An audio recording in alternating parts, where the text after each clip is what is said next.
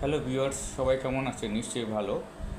আজকে আমরা একটা ফ্রিল্যান্সিং একটা একটা ফ্রিল্যান্সিংয়ের বিষয়ে কথা বলবো।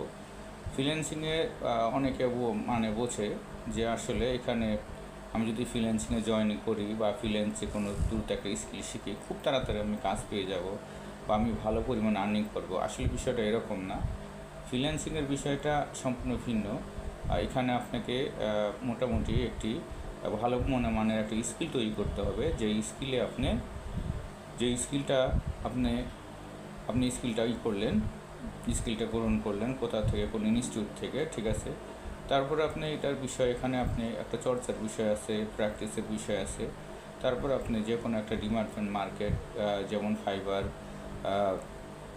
ফাইবারে আপনি অ্যাপ্লাই করলেন, একটি গিগ তৈরি করলেন। দীর্ঘদিন আপনি যদি এভাবে লেগে থাকেন তাহলে একটা সময় হয়তো বা আপনি ভালো স্কিল ডিমান্ডে আপনি মোটামুটি ভালো একটা আর্নিং করতে পারবেন, আশা করা যায়। কিন্তু আপনাকে যথেষ্ট পরিমাণ ধৈর্য ধরতে হবে। এমনও আছে যে 1 বছর 2 বছর হয়ে যাচ্ছে, তারপরও কাজ পাচ্ছে না ফাইবারে। আপনার আবার এমনও আছে 3 মাসের মাথায় কাজ পেয়ে যাচ্ছে। আসলে এটা ভাগ্যের ব্যাপার বলবো, তারপর লাকের ব্যাপারে বলবো, ঠিক আছে।